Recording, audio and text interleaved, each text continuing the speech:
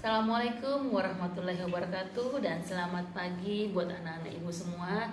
Semoga tetap dalam keadaan sehat dan semangat ya, meskipun kita belajar dari rumah.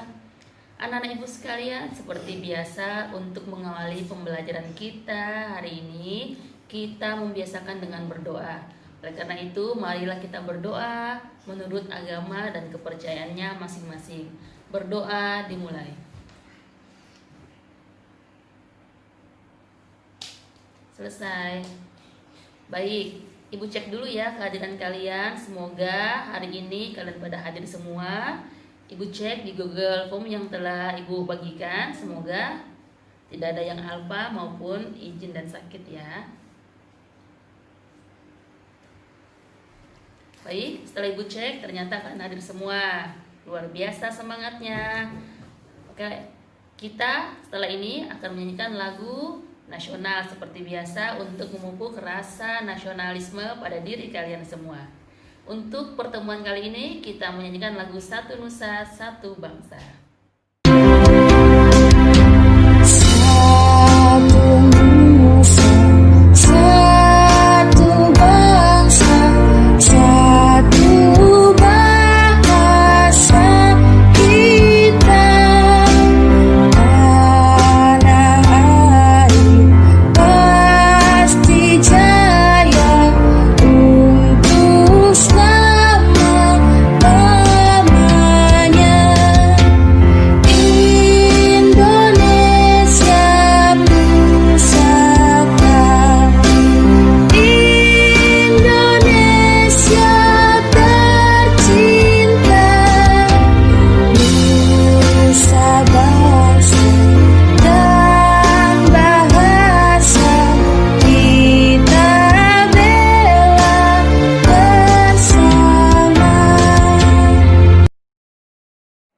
Baik anak-anak ibu, hari ini kita masuk ke tema 3, tokoh dan penemuan pada subtema 3 ya.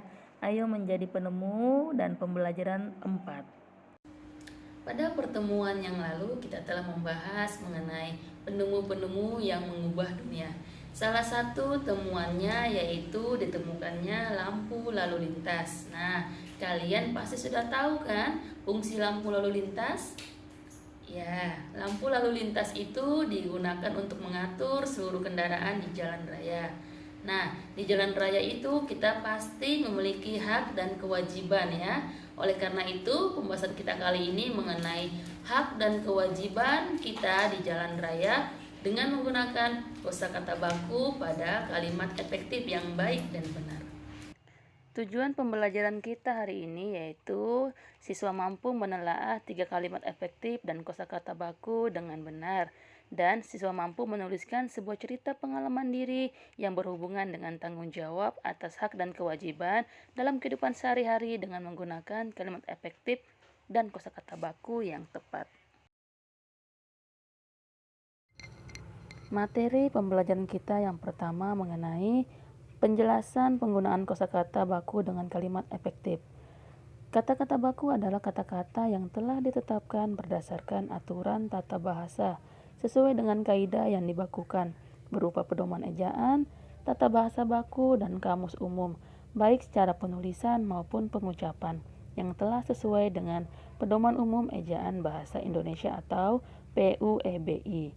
Kata-kata baku juga digunakan dalam kalimat efektif. Sedangkan kosakata tidak baku adalah kata-kata yang tidak sesuai dengan kaidah bahasa Indonesia yang biasanya berbentuk bahasa tutur atau bahasa percakapan sehari-hari yang tidak sesuai dengan pedoman umum ejaan bahasa Indonesia.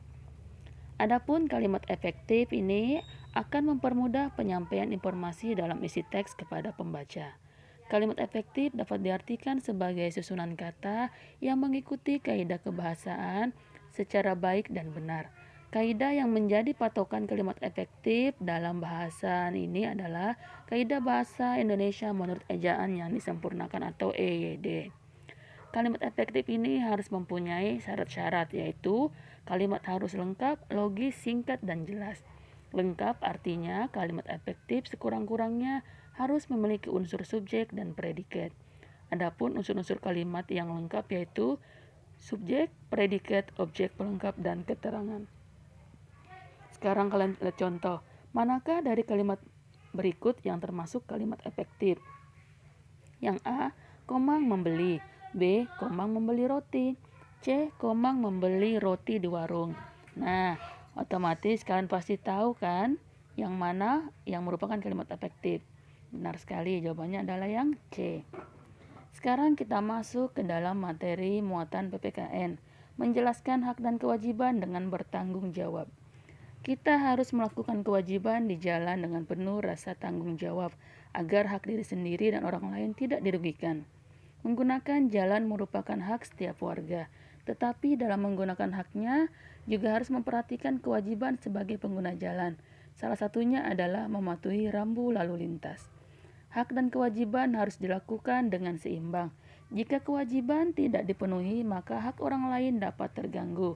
Seperti contoh, jika kamu tidak mematuhi rambu lalu lintas, maka keamanan dan kenyamanan pengguna jalan lainnya dapat terganggu. Coba kalian perhatikan contoh-contoh dalam melaksanakan kewajiban dalam gambar tersebut. Gambar yang pertama itu menyeberang saat lampu merah dan menggunakan zebra cross. Sedangkan gambar yang kedua berhenti pada saat lampu merah di belakang garis zebra cross. Nah, selanjutnya ada contoh tindakan yang tidak melaksanakan kewajiban dan mengganggu hak pengguna jalan raya yang lain. Di situ diperhatikan bahwa parkir sembarangan dan tidak mematuhi rambu-rambu jalan ketika belok. Nah, kalian telah mengetahui bahwa lampu lalu lintas ditemukan itu untuk menciptakan keamanan dan kenyamanan bagi pengguna jalan. Selain lampu lalu lintas, masih banyak lagi rambu-rambu lain yang mempunyai tujuan masing-masing. Setiap warga negara mempunyai kewajiban untuk mematuhi rambu-rambu lalu lintas agar hak orang lain untuk mendapat keamanan dan kenyamanan terjamin. Nah, setelah mengetahui materi tersebut, sekarang tugas kalian berdiskusi di dalam. Ayo berlatih bacalah teks di bawah ini dengan teliti. Kalian baca dulu teksnya, lalu berdiskusi dengan teman-teman kalian, dan setelah itu menjawab pertanyaan yang ada di dalam teks tersebut. Baik anak-anak ibu, setelah mendengar penjelasan dari ibu tadi, sekarang saatnya kita berlatih dengan teman-teman kelompok kalian ya. Kemudian baca teks di bawah ini dengan teliti. Setelah itu kalian menjawab pertanyaan yang ada ya.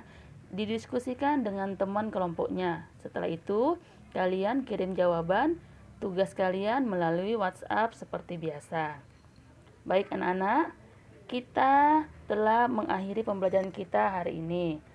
Baik, kita sekarang bersama-sama menyimpulkan hasil pembelajaran yang telah kita lakukan.